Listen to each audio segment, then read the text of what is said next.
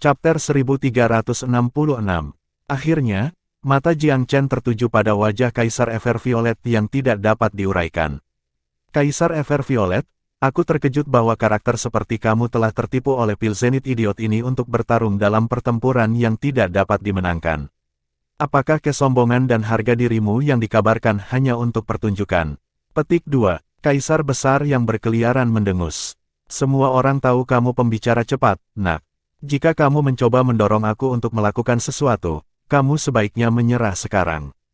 Petik 2. Jiang Chen melambaikan tangan. Aku tidak perlu melakukan itu. Siapapun yang berdiri dengan pil zenit berdiri sebagai musuh melawan aku. Petik 2. Cukup. Kaisar pil zenit tiba-tiba berteriak. Jiang Chen, aku sudah membiarkan orang-orang itu pergi. Sekarang kamu satu-satunya orang yang tersisa. Apakah kamu pikir kamu akan dapat membalikkan meja hanya dengan lidah perak? Jika kamu tahu apa yang baik untuk kamu, serahkan sekarang.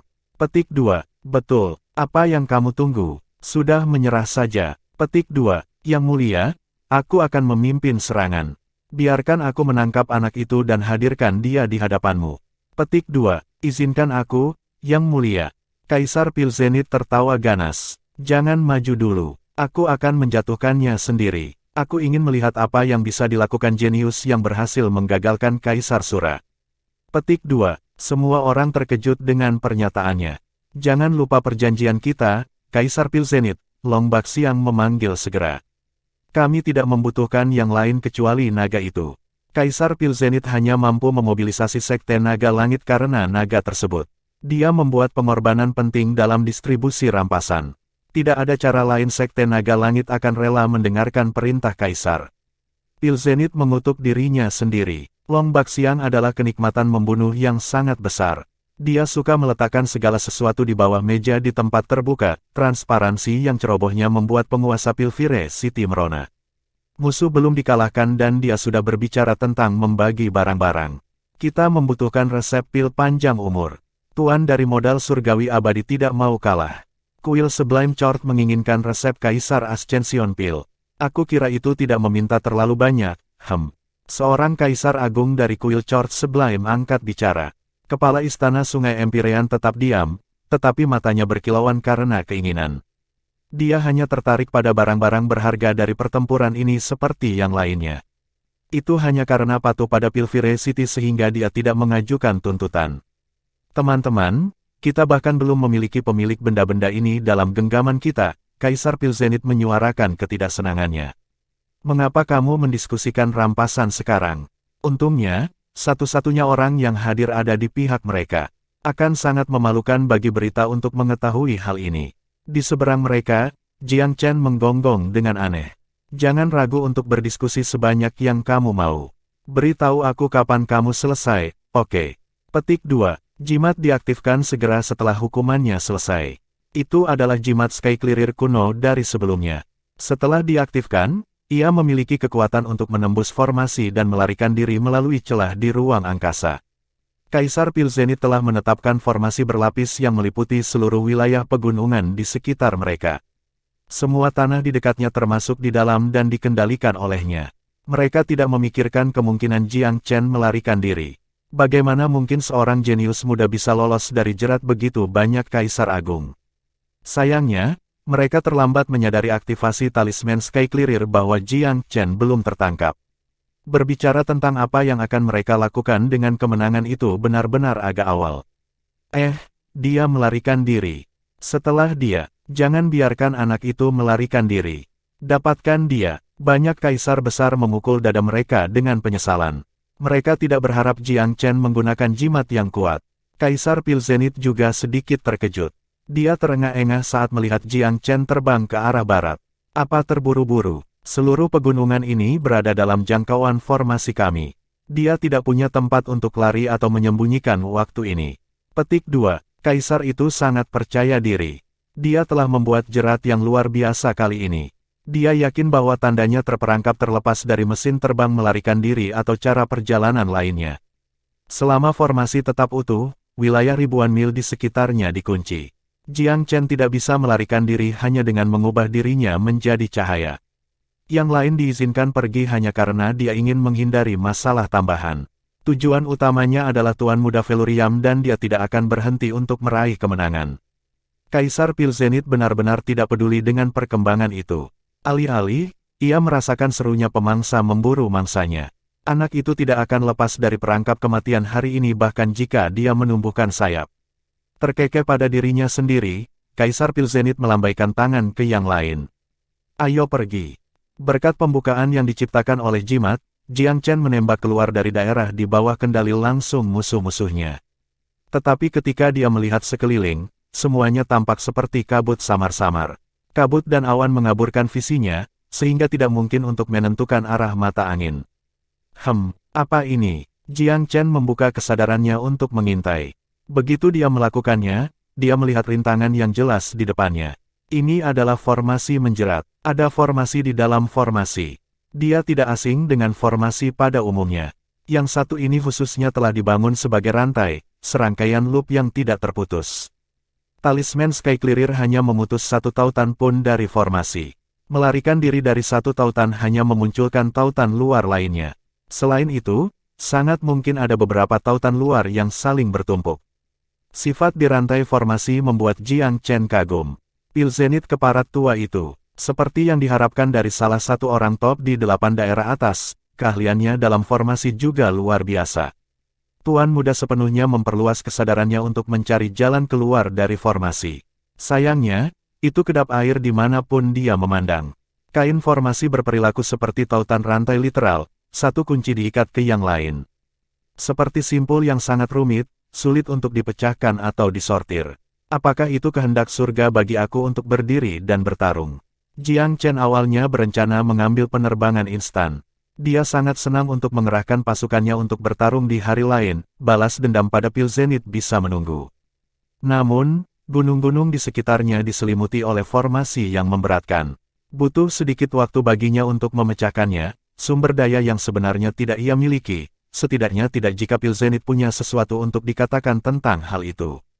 Tentu saja, Jiang Chen memiliki banyak cara untuk pergi. Stempel ruang waktu dari 6 istana peninggalan Pagoda Velurium, misalnya. Jika dia memicunya, dia bisa menghilang di detik berikutnya, diangkut kembali ke keamanan 6 istana. Dia hanya tidak tertarik menggunakan kartu asnya saat ini. Jika dia menghilang sekarang dan meninggalkan Kaisar Pilzenit yang marah di belakang, pemimpin Pilvire City akan mengarahkan pandangannya pada yang lain. Sekte Mengepalehan Qianzan dan Su Huanzhen mungkin, atau Jiao bersaudara. Mereka memang memiliki awal, tetapi kesempatan keberhasilan Kaisar Pilzenit meskipun itu terlalu tinggi. Tidak banyak waktu berlalu sejak evakuasi mereka. Jiang Chen tiba-tiba berhenti di langkahnya, matanya mendarat di jantung lembah. Ada tempat yang tenang di dalam lembah ini khususnya. Dia berubah menjadi sinar dari cahaya yang keluar, turun dalam denyut nadi yang bersinar. Ini adalah tempat. Jiang Chen melemparkan sesuatu ke udara tanpa penundaan. Detik berikutnya, kediaman megah senior Guoran Mid Empyrean muncul di dalam lembah. Berubah menjadi bola cahaya, Tuan Muda itu menembak ke dalam gedung. Ada batasan kuat di sekitar kediaman mewah yang ditetapkan oleh pemilik sebelumnya. Setelah dipicu, itu bisa menghancurkan kaisar besar bahkan di saat-saat pertempuran 1000 tahun antara Ninesun Sky Sect dan Eternal Celestial Capital atas Myriad Domain secara nominal adalah untuk mengejar Emperor Featherflight. Tetapi kedua sekte itu sebenarnya mengincar para senior ini, Guorans, warisan Kaisar kuno. Mereka jauh lebih tertarik pada warisan itu sendiri daripada Kaisar Featherflight, yang hanya menjadi penerima dan murid. Di dalam Paramount Realm, Jiang Chen telah menggunakan pembatasan sekali sebelumnya terhadap Great Scarlet yang mengejar Kaisar Agung. Hanya ada satu penggunaan yang tersisa. Jika Kaisar Pilzenit berlari ke dalam perangkap ini, aku tidak keberatan mengirimnya ke kehidupan berikutnya. Pemimpin Pilvire City berada di daftar sasaran Jiang Chen. Jika dia memiliki kesempatan untuk membunuh Kaisar sekarang, itu akan ideal. Tuan Muda Velurium merasa aman seperti gunung-gunung di sekitarnya. Bahkan jika ke-20 Kaisar Agung datang sekaligus, pembatasan aktif mungkin bisa membunuh mereka semua di tempat.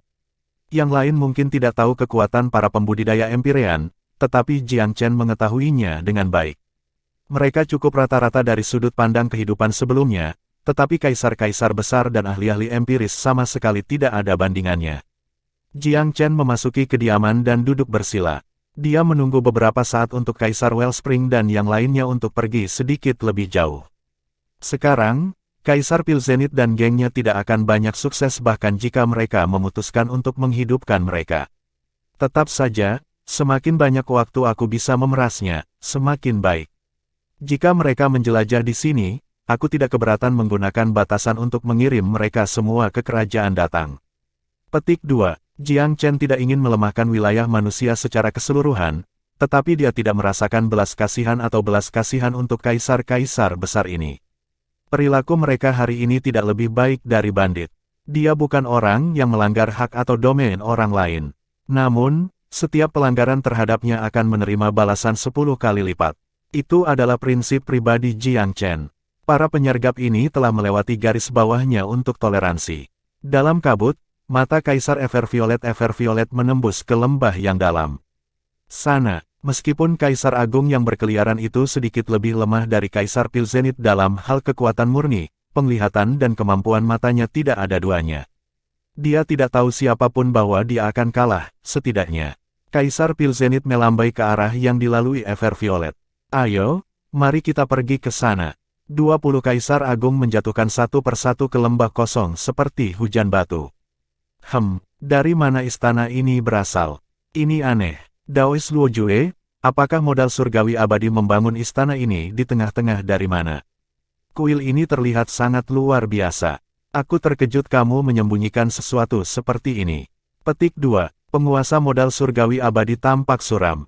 Gunung-gunung ini adalah tempat percobaan bagi para murid sekte. Istana apa yang mungkin ada? Kami akan menemukannya jika ada, gumamnya. Kaisar Everviolet mendengus. Tanah ini milik ibu kota surgawi abadi. Haruskah kamu mengetahuinya lebih baik daripada siapapun? Petik 2. Kepala sekte tidak tahu harus berkata apa. Mungkinkah itu adalah dunia rahasia yang tidak terungkap? Muncul dengan disintegrasi semacam segel. Kaisar Pilzenit memimpin tuduhan itu. Dia berdiri di luar kediaman, dengan cermat memeriksa tempat itu. Setelah beberapa saat, dia tenggelam dalam pikiran yang dalam. Chapter 1367. Kerumunan berdiri di belakang Kaisar Pilzenit, melemparkan pandangan ragu-ragu ke istana yang muncul entah dari mana. Bahkan penduduk setempat tidak tahu apa yang sedang terjadi. Penampilannya yang tiba-tiba terlalu mencurigakan. Mereka semua adalah pakar tak tertandingi dalam wilayah manusia, tetapi ketakutan akan kematian hanyalah sifat manusia. Siapa yang mau masuk dan memeriksanya? Kaisar Pilzenit bertanya dengan dingin. Para Kaisar Agung saling memandang, tetapi tidak ada yang mengajukan diri. Daois Luojue, karena ini adalah wilayahmu, mengapa kamu tidak masuk dan melihatnya? Mungkin kediaman ini sebenarnya adalah ranah rahasia kuno yang baru-baru ini muncul. Kaisar Pilzenit melirik pemimpin faksi. Targetnya mengerutkan kening. Tidak ada catatan masa lalu tentang tempat ini. Kemunculannya yang tiba-tiba terlalu mencurigakan. Aku khawatir tidak ada hal baik yang akan keluar dari ini jika kita masuk. Ini pengaturan. Petik 2. Kirimkan aku dulu. Luojue bukan orang bodoh. Dia tidak akan ragu jika pertemuan ini dengan Jiang Chen masa lalu, tapi yang sekarang bukan lagi seseorang yang bisa diremehkan. Kaisar Sura, Matua, dan bahkan tanduk besar telah dibunuh oleh bocah itu. Dia jelas memiliki kemampuan untuk membunuh kaisar besar. Luojue adalah orang yang sangat percaya diri, tetapi dia tidak berpikir dia lebih kuat dari Kaisar Sura. Secara alami, dia tidak ingin berada di garis depan. Kaisar Pilzenit mengerutkan kening. Daois Jueluo, jangan lupa bahwa kaulah yang paling diuntungkan dari kematian bocah itu. Apalagi ini adalah wilayahmu. Kamu harus terlebih dahulu memilih harta atau warisan apapun di dalamnya. Jika kami masuk lebih dulu, kamu harus melepaskan hak kamu. Petik 2. Kaisar Suci menggelengkan kepalanya tanpa ragu-ragu. Baiklah, Kaisar Pilzenit tidak bisa berkata-kata oleh sikap takut pemimpin faksi. Dia menoleh ke arah kerumunan. Ada sukarelawan, tidak ada yang menawarkan diri meskipun pandangannya menunggu. Ini bukan permainan anak-anak. Tidak ada yang cukup bodoh untuk memasuki kediaman sendirian. Pada saat ini, Jiang Chen sedang duduk bersila di sudut tersembunyi di dalam istana. Rumah yang ditinggalkan Guoran dirancang dengan sangat baik. Jiang Chen bisa melihat semua yang terjadi di sekitar istana. Efek dari kultivasi seseorang juga ditingkatkan dibandingkan dengan dunia luar. Apalagi itu dibangun seperti labirin. Jika Jiang Chen ingin bermain petak umpet, para bajingan itu tidak akan pernah bisa menemukannya. Itu tidak hanya dilengkapi dengan formasi yang disorientasi, tetapi juga formasi pembantaian empir yang akan dengan mudah memusnahkan kaisar-kaisar besar menjadi debu. Jiang Chen tidak akan pernah mau menggunakan kartu truf ini kecuali tidak ada pilihan lain. Dia bermeditasi karena setiap detik yang lewat sangat berharga. Dia telah bepergian ke berbagai daerah selama beberapa bulan terakhir, tetapi tidak pernah lupa untuk berkultivasi. Meskipun begitu rajin, ia tidak dapat mencapai hasil yang diinginkan karena perjalanan yang konstan. Untungnya, bakatnya jauh melampaui orang biasa. Meskipun ia belum memasuki kultivasi pintu tertutup, kecepatan kultivasinya masih sangat cepat. Tiba-tiba, ekspresinya berubah. Seseorang telah memasuki istana. Melalui kesadarannya, dia memperhatikan sosok yang menyelidik melalui pintu masuk dengan waspada. Pria itu mengambil setiap langkah dengan sangat hati-hati seolah-olah dia berjalan melalui gunung belati dan lautan api. Itu adalah Emperor Heartblood milik Pilvire City. Dia adalah salah satu dari kematian setia Kaisar Pilzenit. Karena tidak ada yang mengajukan diri, ia menawarkan diri untuk menjadi yang pertama mengintai istana yang tidak dikenal. Hanya satu, Jiang Chen sedikit kecewa. Dia tidak ingin menyia-nyiakan tuduhan pembatasan pada satu orang. Kecuali jika ada ahli seni spasial tertinggi di antara kelompok, mereka akan mengalami kesulitan menemukan dia jika dia tidak secara sukarela mengungkapkan dirinya. Selain itu, dia sudah sepenuhnya menyempurnakan tempat tinggal. Dia adalah penguasa wilayah dan bisa menetapkan aturan dalam ruang terbatas ini. Pikiran yang berani tiba-tiba muncul di benaknya. Aku hanya bisa membunuh Kaisar Sura, Matua, dan Tanduk Besar dengan bantuan orang lain. Kalau dipikir-pikir, aku belum membunuh satu dengan kekuatan aku sendiri. Dia kemudian mengalihkan pandangannya ke arah istana. Ini wilayah aku. Aku orang yang menetapkan aturan. Bahkan seorang kaisar yang hebat tidak akan memiliki kesempatan melawan aku di sini. Bahkan orang yang bersangkutan terkejut dengan pikirannya sendiri. Tidak mungkin seorang kultivator kerajaan awal bisa membunuh seorang kaisar besar. Namun demikian, pemikiran seperti itu telah muncul. Itu seperti segerombolan semut merangkak di benaknya. Gatal itu hampir tak tertahankan. Dia ingin mencobanya. Nih, aku tidak harus tergesa-gesa. Perlu ada rencana terlebih dahulu. Orang hanya bisa membayangkan betapa sulitnya membunuh seorang kaisar besar tanpa batasan. Semuanya akan berantakan dengan satu kesalahan. Memang, tidak perlu baginya untuk takut gagal karena dia bisa dengan mudah pergi berkat banyak labirin yang ditemukan di dalam. Tidak ada salahnya mencoba karena ada sedikit risiko. Jiang Chen mengambil inventaris banyak kartu trufnya. Gunung emas yang magnetis, teratai api dan es bewitching, cermin Featherflight, Pentecolor Divine Swords, Imperial Advent Defense dan Onslaught Talisman, hanya beberapa nama. Dia juga bisa memanggil formasi kuat seperti formasi 8 Trigram Boulder, mimpi besar formasi musim semi dan musim gugur, serta formasi pedang piala surgawi. Setelah perenungan singkat tapi menyeluruh, ia punya rencana. Nih, aku akan memasukkan formasi ke dalam seranganku dan ketika dia paling tidak mengharapkannya, menghabisinya dengan formasi pedang piala surgawi. Metode serangannya yang paling kuat saat ini adalah formasi Sword Heavenly Chalice. Dia belum sepenuhnya menguasainya, tetapi tidak ada keraguan tentang kematiannya. Dia juga memiliki Pentecolor Divine Swords. Dia juga belum sepenuhnya menguasai teknik pedang. Bahkan jika dia punya, itu masih akan lebih lemah daripada formasi. Lagi pula, penambahan kekuatan dari formasi menambah kekuatan yang tidak bisa diukur oleh serangan senjata biasa. Dalam salah satu dari banyak ruang, Jiang Chen mulai meletakkan mimpi besar formasi musim semi dan musim gugur, sebuah formasi pembatas yang sangat kuat. Dia menyelesaikannya secepat mungkin dan pindah ke formasi 8 Trigram Boulder.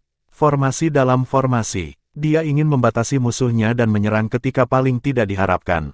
Dia tidak mampu melawan kaisar besar secara langsung di tingkat kultivasinya saat ini. Dia hanya bisa menggunakan serangan diam-diam. Selain itu hanya akan berfungsi jika penjaga musuh sedang down. Peluang ini mungkin muncul atau tidak, tetapi jika itu terjadi, itu hanya akan berlangsung selama sepersekian detik. Jiang Chen harus sepenuhnya memanfaatkan waktu singkat itu. Selama waktunya tepat, formasi kalis pedang surgawi pasti akan membunuh musuh. Setelah semua persiapan dilakukan, dia berubah menjadi kilatan cahaya dan bergerak menuju Kaisar Heartblood. Saat ini, dia perlu memancing musuh masuk ke dalam perangkap. Selain itu, ia harus halus atau musuh mungkin tidak mengambil umpan. Musuh itu jelas adalah rubah tua yang terlalu berhati-hati yang tidak akan pernah menerkam kecuali dia benar-benar percaya diri. Jiang Chen tidak mencari Kaisar Heartcloth. Sebagai gantinya, dia menghitung rute lawan dan melanjutkan meditasi dengan kaki menyilang sambil menunggu kedatangan lawannya. Dia berusaha membuatnya tampak seperti pertemuan kebetulan. Kaisar Heartcloth memang pria yang sangat berhati-hati dan waspada. Hatinya dipenuhi dengan penyesalan setelah menjadi sukarelawan. Dia menemukan istana sedikit menakutkan setelah beberapa penjelajahan, tetapi belum menemukan jebakan maut dulu. Namun, dia tidak lengah karena itu. Justru sebaliknya sebenarnya, bagaimana tidak ada jebakan di istana yang mencurigakan seperti ini. Ketika dia berjalan, dia melihat sepotong kecil kesadaran di depannya. Itu adalah riak yang begitu lemah dan kecil sehingga dia hampir gagal menyadarinya. Hatinya tenggelam, seperti yang diharapkan, ada seseorang di istana. Apakah anak nakal itu bersembunyi di sini? Dia tetap waspada dan tidak bergegas maju. Alih-alih, dia memperlambat gerakannya dan menganalisis kesadaran dengan detail. Saat ia perlahan melangkah maju, kekuatan kesadaran hanya menjadi lebih kuat. Tiba-tiba, dia mendengar desahan rendah seolah-olah orang tersebut terkejut oleh sesuatu, suara mendesing. Orang itu berubah menjadi kilatan cahaya dan menembak pergi. Apakah bocah itu memperhatikan aku? Kaisar Heartcloth ragu-ragu sejenak tetapi dengan cepat mengejar. Anak nakal, kamu dikelilingi. Kamu tidak akan lolos dari nasib bahkan jika kamu menumbuhkan sayap. Kaisar Heartcloth menggeram dalam dan berlari menuju sinar cahaya. Dia masih sedikit cemas tetapi tidak bisa ragu lagi. Dia akhirnya menemukan bocah itu setelah pencarian yang panjang. Perjalanannya ke istana tidak akan sia-sia jika ia membiarkan bocah itu melarikan diri. Bersemangat untuk menyenangkan atasannya, kewaspadaan Kaisar Heartcloth telah berkurang setengahnya. Chapter 1368. Pelarian meteorik Kunpeng Jiang Chen lebih cepat dari rata-rata kaisar besar secara absolut. Di dalam kediaman, kecepatannya meningkat bahkan lebih. Karena Kaisar Heartcloth berada di wilayah musuh, dia hampir tidak bisa menggunakan 80% dari budidayanya. Oleh karena itu, Jiang Chen sengaja memperlambat dirinya sedikit untuk memungkinkan Kaisar Heartcloth mengejar ketinggalan. Dari luar, tempat tinggalnya tidak terlalu besar. Namun, bagian dalamnya menyembunyikan dunia yang sama sekali baru. Tuan Muda Velurium memimpin Kaisar Heartcloth dalam lingkaran panik di seluruh ruang. Dia tidak segera mengarahkan Kaisar ke dalam perangkapnya karena dia melihat kehati-hatian pria itu. Jika dia segera membawa musuh ke tempat yang telah ditentukan, Kaisar Agung pasti akan meragukan apa yang dia lakukan. Sedikit gerakan memutar diperlukan untuk mendapatkan kepercayaan musuhnya terlebih dahulu. Jiang Chen ingin Kaisar Heartcloth percaya bahwa mangsanya dalam keadaan darurat, dan ada peluang nyata baginya untuk mendaratkan tangkapan. Hanya dengan begitu pemburu dan pemburu bisa membalik peran. Jiang Chen, apakah kamu pikir kediaman aneh kamu akan menyelamatkan kamu? Pengejaran panjang itu menjengkelkan Kaisar Heartcloth. Bahkan jika itu tidak bisa menyelamatkan aku, seseorang yang lemah karena kamu tidak akan pernah bisa membunuh aku. Jiang Chen dengan sengaja memprovokasi Kaisar di ekornya.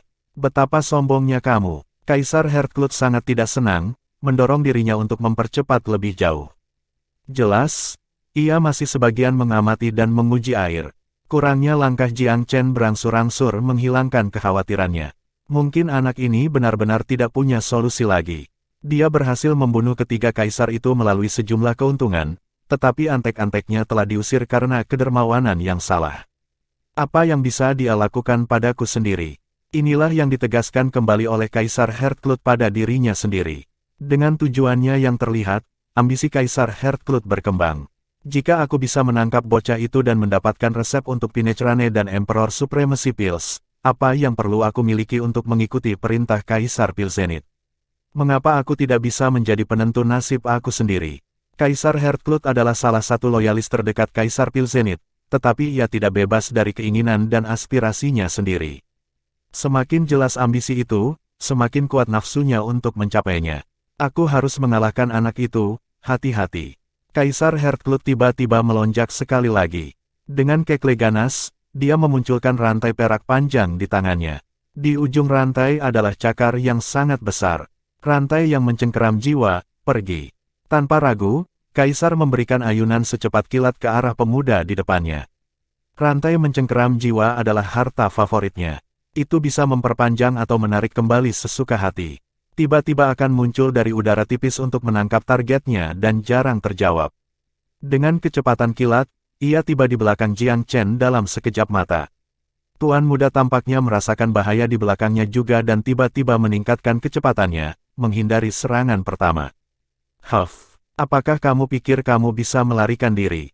Kaisar Heartblood mengguncang lengannya dan mengeluarkan serangkaian suara retak mengerikan dari rantai. Kecepatannya juga meningkat, seolah-olah seekor ular sanca mitos muncul sekuat tenaga dari gunung. Tepat ketika dia berpikir kemenangan sudah dekat, cahaya tiba-tiba muncul di depannya dan 8 patung batu aneh muncul di sekitarnya. Patung-patung membatasi dia dengan kuat di tengah-tengah daerah. Apa-apaan ini? Dalam keterkejutannya, Kaisar Agung itu dengan penuh semangat menyapu rantainya dan membawanya jatuh dengan kekuatan tentara besar di patung-patung itu. Istirahat. Dentang, dentang, dentang. Rantai menendang serangkaian percikan mata yang tajam di patung-patung, mengirimkan riak-riak yang menakutkan seolah-olah itu berbenturan dengan logam. Sapuan rantai tidak mengguncang patung sama sekali, apalagi memberikan serangan fatal kepada mereka. Pukulan mengerikan hanya meninggalkan goresan moderat pada mereka. Yang paling menyedihkan dari semua itu adalah bahwa patung-patung itu tampaknya memiliki keterampilan pemulihan diri. Pada saat rantai menindaklanjuti dengan serangan kedua yang gila, goresan-goresannya sudah terasa masuk. Sekali lagi menabrak 8 patung dengan momentum yang sama menakjubkan dan tidak membahayakan yang sama. Bagaimana hal-hal ini begitu sulit? Bahkan yang sekuat Kaisar Heartblood kehilangan ketenangannya. Dia tidak pernah berpikir bahwa pengejarannya terhadap Jiang Chen akan dihadang oleh 8 patung batu. Tetapi setelah memaksakan dirinya untuk tenang, ia memperhatikan bahwa kedelapan tampaknya sesuai dengan semacam formasi. Formasi itu bersifat defensif dan menahan secara batiniah. Itu adalah pembentukan tujuan ganda yang mengerikan. Bocah ini punya banyak trik di lengan bajunya baik-baik saja. Meskipun terkejut, Kaisar besar itu tidak takut. Dia telah mendengar tentang bagaimana Kaisar Sura berakhir dengan hasil imbang melawan Tuan Muda selama pertemuan Fasal Velurium. Sura telah memiliki keuntungan absolut saat itu, tetapi bahkan ia tidak dapat segera menembus formasi defensif anak itu. Bisakah 8 patung dan kombinasi formasi ini menjadi yang digunakan Jiang Chen melawan Shuro? Bocah ini jenius yang serba bisa. Dia sangat terampil dalam pil dan formasi Dao. Dia akan menjadi ancaman besar bagi Pilvire jika tidak diurus. Petik 2. Meskipun Heartblood terkejut, dia tidak berebut. Dia melilitkan rantai di sekitar salah satu patung dan melemparkannya ke udara. Dia ingin menghancurkannya menjadi berkeping-keping dan membuat celah. Tetapi ketika dia melakukannya, 7 lainnya juga mulai bergerak, meluncur ke arah Kaisar besar seperti bola meriam. Mereka memiliki momentum gunung meteorik, sangat mengejutkan lawan mereka. Sial, aku jatuh ke dalam perangkap bocah. Kemarahan mendidih di Kaisar Agung. Dia pikir dia sudah berhati-hati, bahwa tidak mungkin ada lagi jebakan yang menunggu. Tapi tetap saja dia jatuh ke dalam perangkap. Nak, apakah kamu pikir kamu bisa membuatku jatuh dengan hal-hal ini? Dalam kemarahannya, rantai mencengkeram jiwa di tangan menari bahkan lebih liar. Setiap sapuan mengirim patung terbang, tetapi mereka akan menjadi bumerang tanpa lelah kapanpun mereka diluncurkan ke udara. Ah, lupakan saja, aku tidak bisa terus berjuang sendirian dalam formasi. Meskipun Kaisar yang hebat marah, alasannya tetap dipertahankan. Dia tahu bahwa sangat mungkin dia berakhir lebih buruk untuk pakaian itu jika dia ingin terus berjuang. Yang terbaik dari 36 siasat adalah melarikan diri. Chain-nya terbentang di udara, terlipat ke belakang untuk membentuk beberapa lusin rantai dan lorong di udara. Heartblood melipat dirinya dan bersiap untuk melarikan diri. Tetapi pada saat ini, tanaman merambat yang tak terhitung jumlahnya tiba-tiba muncul di bawah kakinya. Mereka berada dalam 2 warna merah dan biru dan tampaknya tumbuh secara spontan dari bumi. Belching Lotus of Fire and Ice bergolak dengan marah ke arah Kaisar Agung. Bentuknya terus berevolusi saat Jiang Chen mencapai ketinggian baru dalam kultivasi. Dalam kondisi saat ini, ia memanfaatkan sepenuhnya semua manfaat dari makhluk hidup purba. Ribuan tanaman merambat ke depan seperti tentakel. Trik kecil yang menyedihkan, Kaisar Agung itu tidak terkesan dan mengangkat tangannya, membentuk bilah tajam ki di udara dan menyapu ke bawah. Wosh wosh wosh. Tanaman merambat dipotong dengan rapi seperti ladang gandum yang dituai. Tetapi pada saat yang sama, 8 patung berkerumun ke depan bersama-sama, dengan salah satu dari mereka menabrak tulang rusuk Heartcloth. Bahkan dengan tingkat kultivasinya, dampaknya membuatnya terhuyung. Aku tidak bisa terus berjuang seperti ini. Pria itu tidak terbuat dari baja. Tekadnya dari sebelumnya semakin melemah dan dia berteriak di dalam kediaman, menginginkan mereka yang di luar masuk dan membantunya. Tapi tentu saja, semua usahanya sia-sia. Ini adalah istana Jiang Chen dan semua berada di bawah kendalinya. Suara Heartcloth sama sekali tidak bepergian keluar. Sebuah senyuman menempel di bibir tuan muda itu ketika dia mengamati Kaisar Agung yang panik. Semuanya berjalan sesuai rencana, semakin kuat sang Kaisar Agung melawan, semakin lambat kesadarannya akan berada di bawah pengaruh mimpi besar formasi musim semi dan musim gugur. Ini bukan hanya formasi untuk menjebak musuh. Pada level tertinggi mereka, formasi perangkap akan membuat target mereka lupa bahwa mereka terjebak dan meyakinkan mereka bahwa mereka sedang dalam mimpi. Target pada akhirnya akan jatuh ke dalam tidur yang tidak masuk akal. Jadi walaupun formasi ini tampak tidak berbahaya, itu adalah konstruksi canggih yang tidak dapat dipelajari oleh banyak master formasi jika mereka mau. Heartcloth tidak memiliki banyak reaksi pada awalnya, tetapi dia merasakan sedikit kekhawatiran setelah siksaan terus-menerus dari patung-patung dan 8 trigram formasi. Dia merasa bahwa lautan kesadarannya adalah sebatang lem, lamban, berat, dan ingin tertidur. Bagaimanapun, dia adalah seorang kaisar yang hebat. Perasaan bawaan-bawaan dari seorang ahli seperti itu secara halus membunyikan lonceng bahaya baginya selama keadaan bingung ini. Sekarang saatnya, Jiang Chen bisa merasakan bahwa pikiran kaisar besar mulai ragu-ragu. Ini adalah waktu yang tepat baginya untuk menyerang. Jika dia menunda dan musuhnya pulih kejelasannya, serangannya akan jauh lebih efektif daripada yang dia inginkan. Akan sangat sulit untuk mengalahkan Heartcloth jika Jiang Chen tidak mendaratkan serangan yang sangat efektif. Formasi pedang piala surgawi telah siap. Cahaya pedang melonjak seolah-olah tangan pembuka terbentuk di Bima Sakti. Tubuh surgawi yang tak terhitung jumlahnya melepaskan kekuatan yang menakutkan, mengalir ke atas tanah.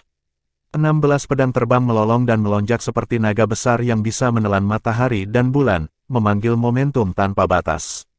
Kekuatan yang mengerikan terkondensasi ke titik tunggal, eksplosif dan menghantam Kaisar Heartcloth. Chapter 1369. Kesadaran Kaisar Heartcloth ditangkap hanya sesaat. Dia bereaksi segera setelah serangan besar dari formasi pedang langit surgawi meluncur ke arahnya. Tetapi dalam mimpi besar formasi musim semi dan musim gugur, ia hanya memiliki naluri sepersekian detik untuk bermanuver untuk bereaksi dan menghindari serangan tepat waktu. Sangat disayangkan bahwa refleksnya masih berdetak terlalu lambat. Titik ledakan meledak ke dalam dirinya dengan kekuatan yang cukup untuk menghancurkan langit dan bumi. Bam! Seluruh kediaman bergetar ketika tubuh Heartcloth berubah menjadi kehampaan oleh kekuatan yang menakutkan ini, tidak meninggalkan jejak sedikit pun di belakang. Jiang Chen kagum dengan betapa telatnya mantan Kaisar Agung itu dihancurkan. Dia tahu bahwa formasi SWOT Heavenly Kalis kuat, tetapi tidak tahu seberapa kuat. Aku hanya pada pencapaian kecil, sekarang dan dapat memanfaatkan kekuatan seperti itu dengan 16 pedang terbang. Apa yang terjadi ketika aku bisa mengendalikan 25, 36, atau semua 81 pedang? Tidak akan serangan aku menguat luar biasa dengan setiap tingkat penguasaan. Petik 2. Tetap saja, dia tetap menundukkan kepalanya setelah pesta merayakan dengan gembira. Dia tahu bahwa bukan hanya karena penghargaan pembentukan pedang bahwa dia dapat membunuh seorang kaisar yang hebat, dua formasi lainnya telah menjadi bagian besar alasan mengapa. Selain itu, budidaya lawannya telah dipengaruhi oleh istana dan dia tidak mengerahkan kekuatan penuhnya. Jika berada di dunia luar tanpa tempat untuk trik atau skema, Jiang Chen tahu betul bahwa penguasaan prestasi kecil atas formasi tidak akan cukup untuk mengalahkan kaisar yang hebat sama sekali. Setelah menaklukkan musuhnya, Tuan Muda membuat gerakan menggenggam dan mengambil cincin penyimpanan kaisar besar dan rantai jiwa mencengkeram. Terlepas dari sejumlah besar batu roh, ada juga beberapa pil dan item lain di cincinnya. Kehadiran Imperial Advent Defense dan Onslaught Talisman adalah kejutan yang menyenangkan. Kaisar Heartcloth adalah seorang kaisar yang hebat, jadi mengapa dia memiliki jimat seperti ini? Apakah dia ingin memberikannya kepada juniornya? Itu milikku sekarang. Petik 2. Yang paling membuatnya senang adalah jumlah batu roh yang ia dapatkan. Kaisar Heartblood serius memiliki sejumlah uang. Dia membawa 3 miliar batu roh bersamanya dalam perjalanan acak. Tes. Jiang Chen sangat membutuhkan batu roh di mana-mana. 3 miliar dekat dengan harga lelang 2 Penetrane Pills. Kebanyakan kaisar besar tidak akan membawa begitu banyak kekayaan pada diri mereka sendiri. Mungkin hanya faksi kaya seperti Pilvire City yang akan memiliki kaisar besar yang begitu murah hati, dengan kekayaan yang lebih besar di rumah. Tuan muda membersihkan tempat dan kembali ke sudut terpencil, mengatur arloji. Dia memiliki semua kesabaran di dunia sekarang. Bajingan itu Pilzenit tidak ingin masuk ke dalam dirinya sendiri dan mengirim salah satu anak buahnya untuk mati. Aku berharap yang berikutnya untuk masuk adalah dia. Jiang Chen akan mengaktifkan pembatasan tanpa ragu jika Pilzenit adalah yang berikutnya. Pilvire akan berebut tanpa pemimpin mereka jika Pilzenit meninggal. Situasi mereka akan jauh lebih buruk daripada Velurium tanpa Kaisar Pivau. Bagaimanapun, Jiang Chen masih ada di sana untuk faksi, tetapi tidak ada seorang pun di Pilvire yang bisa melangkah maju dan mengambil alih segalanya jika Pilzenit jatuh. Mari kita lihat apakah kentut tua itu punya nyali untuk datang sendiri. Jiang Chen tidak pergi untuk mengejek musuhnya agar masuk. Dia akan duduk diam di sini dan membunuh siapapun yang datang. Meskipun metode ini lambat, itu jauh lebih bebas risiko. Yang paling penting adalah, tingkat pengembalian dengan cara ini cukup tinggi. Hanya satu Kaisar Heartblood saja yang membawanya kekayaan sebesar itu. Jiang Chen sangat ingin Pilzenit mengirim lebih banyak. Pilzenit dan yang lainnya menunggu lama di luar istana tetapi tidak mendengar apa-apa. Ketidaksabaran mengatasi salah satunya. Yang mulia, Kaisar Heartblood sudah masuk selama sekitar 1 jam. Dia seharusnya sudah mengeluarkan sesuatu sekarang. Petik 2. Kanan. Dia seharusnya sudah selesai mengintai ke depan. Pasti ada yang salah di dalam. Petik 2. Dengan tingkat kultivasinya, Kaisar Heartblood tidak perlu takut bahkan jika dia mengalami sesuatu, kan? Siapa yang tahu bahwa bocah Jiang Chen punya banyak trik di lengan bajunya, lebih dari satu kaisar agung telah memakan sesuatu yang hilang atau mati di tangannya. Kaisar-kaisar besar yang hadir terus berdialog dengan penuh semangat, tetapi tidak ada yang mau melangkah maju dan menjadi sukarelawan. Yang mulia, ada kemungkinan lain. Mungkin Kaisar Heartblood sudah menangkap anak itu dan menginterogasinya. Petik 2. Pertanyaan ini mengingatkan Pilzenit bahwa meskipun Heartblood cukup loyal, loyalitas itu mungkin goyah ketika dihadapkan dengan keuntungan absolut. Jika Jiang Chen benar-benar ditangkap, maka hartanya mungkin jatuh ke tangan Heartblood. Ketika pikirannya bergerak ke sini, Pilzenit menjadi khawatir dan sedikit menyesali keputusannya yang kurang ajar. Bagaimana dia hanya mengirim 1 orang? Jika dia mengirim 2, mereka bisa saling mengawasi. Segalanya mungkin sedikit lebih baik. Yang mulia, kami tidak bisa terus menunggu seperti itu. Mengapa kita semua tidak mengenakan biaya bersama? Ada begitu banyak dari kita yang jika terjadi sesuatu, kita masih bisa melakukan perlawanan yang baik. Begitulah saran Kaisar Tolpik. Pilzenit mengangguk. Itulah satu-satunya tindakan yang bisa mereka ambil sekarang. Semuanya, ada yang aneh tentang istana ini. Kaisar Heartblood belum kembali dari perjalanannya. Sekaranglah saatnya untuk menjadi satu hati dan pergi bersama. Apakah ada orang yang memiliki kaki dingin di garis depan? Dia menyapu pandangan dingin semua orang yang hadir. Tidak ada perbedaan pendapat jika semua orang pergi bersama. Separa istana, dengan jumlah ahli tertinggi mereka dapat mengukir jalan keluar bahkan jika itu mengarah ke neraka itu sendiri. Yang mulia, kamu adalah jantung dari kelompok kami. Kami semua mendengarkanmu. Istana Sungai Empyrean adalah yang pertama menawarkan sanjungan. Itu benar, tolong beri perintah, Yang mulia. Ekspresi Pilzenit dilarang. Karena ini masalahnya, aku ingin semua orang di kaki mereka. Sukses akan menjadi satu-satunya hasil yang dapat diterima untuk operasi kami.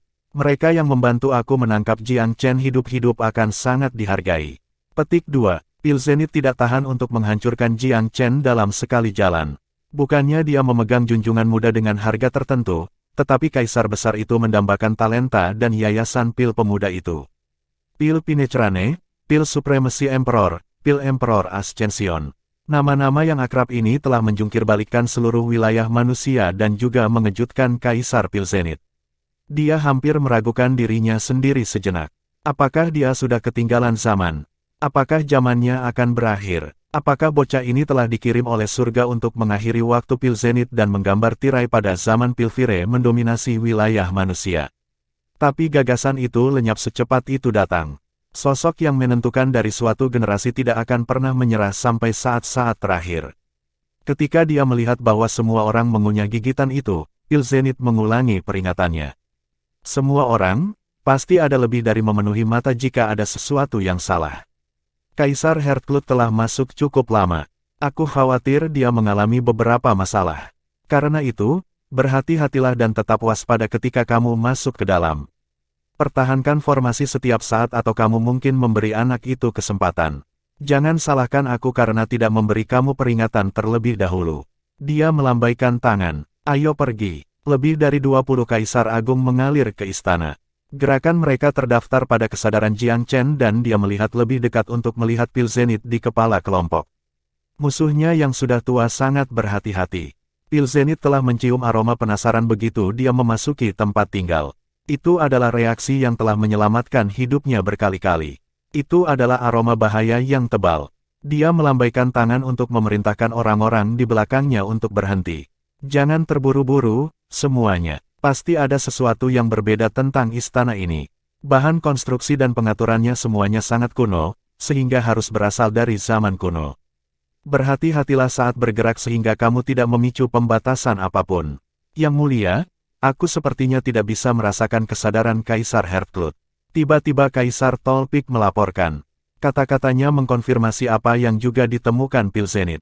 Pemimpin Pilvire telah mencari dengan pikirannya sejak mereka masuk, tetapi dimanapun dia memindai, dia tidak bisa merasakan kehadiran barisan depan mereka. Aneh sekali, istana ini tampaknya tidak sebesar itu dari luar, tetapi tampaknya sangat kosong di dalam, seolah-olah ruang itu membentang untuk selamanya. Harus ada hukum tata ruang yang terkandung di dalam kediaman ini, dan pemiliknya adalah seorang ahli dari zaman kuno. Tidak ada penggarap zaman modern yang dapat menciptakan sesuatu seperti ini. Petik 2. Pil zenit tidak sedikit pun melonggarkan penjagaannya saat dia mengirimkan kesadarannya lagi. Tapi dia datang dengan tangan kosong tidak peduli bagaimana dia menyapu daerah itu. Apakah mungkin Heartblood benar-benar jatuh? Jantungnya berdenyut tanpa alasan ketika dia memikirkan hal ini. Firasat menakutkan dalam benaknya semakin kuat. Yah, itu sulit dikatakan. Teknik tata ruang yang sangat canggih digunakan di dalam istana, jadi mungkin aku belum menemukannya. Petik 2. Banyak dari itu hanya untuk membuat dirinya merasa lebih baik. Dia sudah mencapai kesimpulan awal bahwa Heartblood sudah mati. Itu adalah pemikiran yang semakin memperdalam kelompok memasuki istana. Tiba-tiba, dahi berkerut dan dia melambaikan tangan. Semuanya, berhenti. Kelompok itu segera berhenti dengan cepat. Pil zenit menarik napas dalam-dalam karena kesadarannya telah mendeteksi pembatasan kuno yang menakutkan di dalam. Itu tidak aktif untuk saat ini, tetapi bertepi dengan kekuatan yang menakutkan. Tingkat kekuatan itu membuat seseorang bahkan sekuat pil zenit gemetar ketakutan ketika dia memindai itu. Pembatasan itu bisa membunuhnya 5 kali lipat. Chapter 1370. Kaisar-kaisar agung, terutama yang dari tingkat kaisar pil zenit, sangat peka terhadap bahaya. Pembatasan di dalam istana tidak dimaksudkan untuk menjadi jebakan dan sedikit upaya telah dilakukan untuk menyembunyikannya. Jadi, lebih mudah untuk diperhatikan. Kelompok itu tetap beku di tempat mereka berada dengan ekspresi gelap. Di luar, mereka adalah makhluk yang bisa mengguncang seluruh wilayah manusia dengan satu langkah. Tapi di dalam istana, mereka berada di bawah belas kasihan pisau tajam di atas kepala mereka, yang bisa turun kapan saja. Mereka harus berhati-hati. Yang mulia, apakah kamu menemukan sesuatu? Kaisar Tolpik bertanya pelan. Kaisar pil zenit masih mengamati pembatasan dengan kesadarannya. Kita tidak bisa melangkah lebih jauh, dia menghela nafas dengan lembut. Ketakutan gelap melintas di matanya. Apakah ada sesuatu di depan? Khawatir, Kaisar Tolpik bertanya lagi. Ekspresi Kaisar pil zenit menjadi gelap. Dia menyapu daerah itu dengan tatapan tajam dan menggertakkan giginya. Dia hampir yakin bahwa Jiang Chen ada hubungannya dengan tempat tinggal ini. Kaisar Heartblood kemungkinan besar sudah mati. Sayangnya, tidak ada yang bisa dia lakukan untuk itu. Jika dia masuk dalam batasan pembatasan yang menakutkan, konsekuensinya tidak terbayangkan. Dia menjelajahi sekeliling lagi untuk mencari cara untuk melewati batasan, tapi tempat itu adalah labirin yang lengkap. Tidak ada jalan yang layak. Yang mulia, apa yang harus kita lakukan? Kaisar Tolpik bertanya dengan tenang. Kaisar Pilzenit merenung dalam-dalam dan membuat gerakan menyapu. Kita tidak harus melangkah lebih jauh. Kami akan duduk di sini dan menunggu. Petik 2. Kerumunan itu agak skeptis tetapi tidak berani menentang. Kaisar Pilzenit luar biasa bijaksana dan berpengetahuan luas. Jika dia percaya ada sesuatu yang salah, maka pasti ada sesuatu yang salah.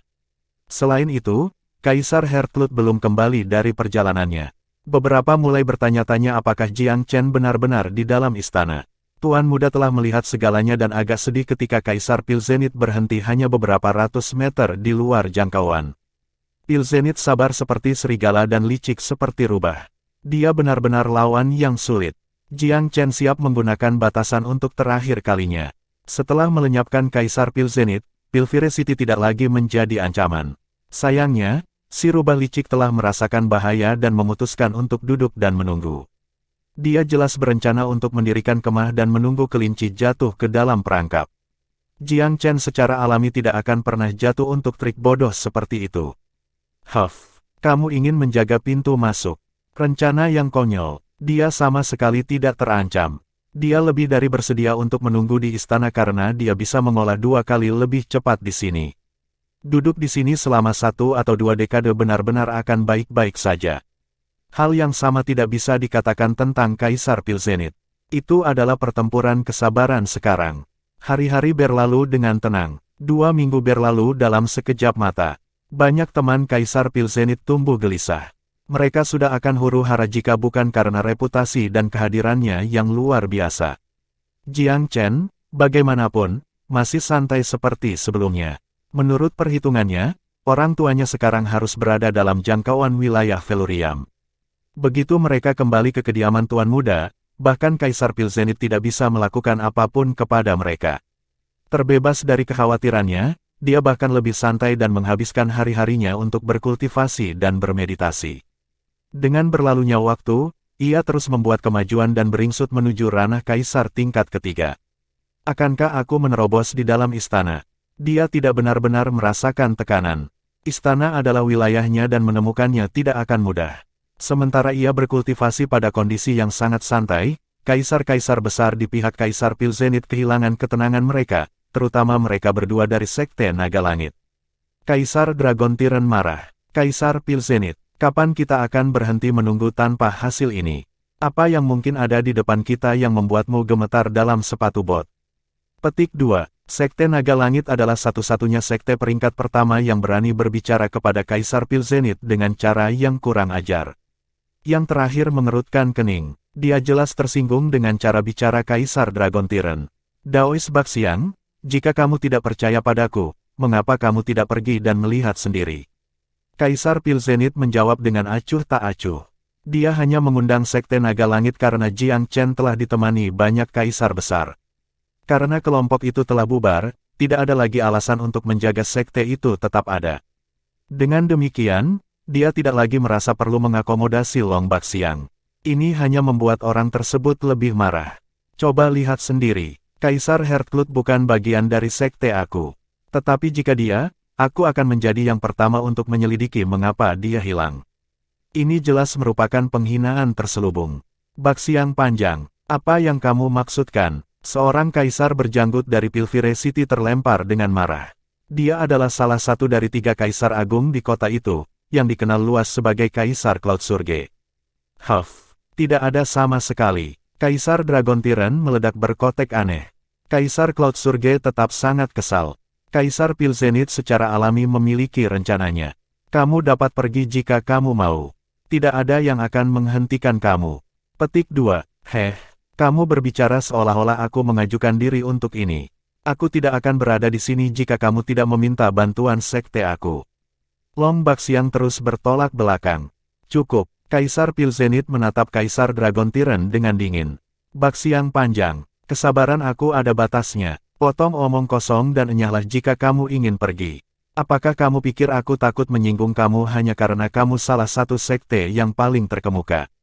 Petik 2. Pilzenit masih sangat menakutkan ketika dia marah. Warna mengering dari wajah Kaisar Dragon Tyrant. Membiarkan temannya untuk menenangkannya, dia dengan diam-diam mundur ke kursinya. Namun, seseorang bisa tahu dari matanya bahwa dia sangat sedih. Yang mulia, aku punya rencana. Tiba-tiba Kaisar Tolpik berkata. Rencana apa? Sebuah kilatan muncul di mata Kaisar Pil Zenith. Kaisar Tolpik adalah ahli strategi Pilvire City dan sangat cerdas. Bukankah bocah itu pergi ke Sekte Dewa Bulan untuk mengatur pernikahan orang tuanya? Memang, beberapa tahun yang lalu, Sekte Dewa Bulan kehilangan seorang bayi yang akhirnya menjadi ibu kandung Jiang Chen. Kaisar Pil Zenith baru-baru ini menerima informasi ini. Aku mendengar bahwa Jiang Chen membawa ibunya dalam perjalanan kembali, tetapi saudara perempuannya, Maiden Suci Sukingsuan ditinggalkan di Sekte Dewa Bulan. Kaisar Tolpik tersenyum samar. Oh, apakah kamu bermaksud mengatakan, Kaisar Pil Zenith tampaknya telah menangkap inti dari rencana itu? Yang mulia, bukankah Jiang Chen selalu menyebut dirinya sebagai orang yang benar dan berbudi luhur? Tidakkah dia akan dipaksa bersembunyi jika kita menyandera saudara perempuannya? Petik 2. Senyum menyeramkan langsung keluar dari kesuraman di wajah Kaisar Pil Zenith. Ini patut dicoba. Seorang kaisar yang hebat di samping Kaisar Pil Zenith berseru. Sepakat, Jiang Chen akan menyerah tanpa perlawanan jika kita menangkap saudara perempuannya. Dan jika dia memilih menjadi pengecut, akankah rasa bersalahnya memungkinkannya mengalahkan iblis dalam dirinya? Begitu iblis batin memanifestasikan, puncak dao bela diri tidak akan lagi berada dalam genggamannya. Petik 2. Yang mulia, rencananya terdengar bagus. Kamu bisa menyerahkan tugas kepada aku. Petik 2. Aku juga, Yang mulia, kita juga harus membawa istana Sungai Empyrean dan kuil Sublime Court untuk berjaga-jaga kalau Moon God Sect tidak bekerja sama. Kerumunan dengan cepat meledak menjadi obrolan parau. Ekspresi kejam muncul di wajah Kaisar Pil Zenith setelah kontemplasi mendalam. 1 sen, 1 pon. Sekte Dewa Bulan sudah melewati batasnya setelah berinteraksi berkali-kali dengan Velurium.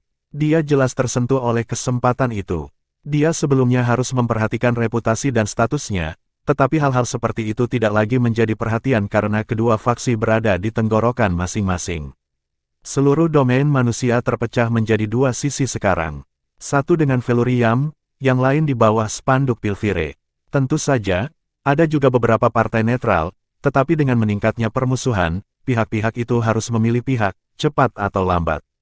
Karena situasinya melampaui penebusan, tidak ada lagi alasan untuk menahan diri. Dia menyapu pandangannya ke kerumunan. Harus ada setidaknya 6 rekan pengikut Taoisme untuk menenangkan pikiranku. Sekte Dewa Bulan memiliki 3 kaisar agung. Ketika memperhitungkan keuntungan di kandang sendiri, kurang dari 6 kaisar besar tidak akan cukup untuk bersaing dengan sekte itu sendiri, apalagi pergi bersama Sukingsuan. Kaisar Cloud Surge adalah yang pertama menjadi sukarelawan. Yang mulia, aku ingin bergabung dengan perjuangan ini. Aku juga, seru seorang kaisar agung. Hitung juga aku juga. Pemalasan di istana terlalu membosankan. Menculik seorang murid dari Sekte Dewa Bulan tidak benar-benar glamor, tetapi memberi mereka kesempatan untuk melepaskan stres yang terpendam.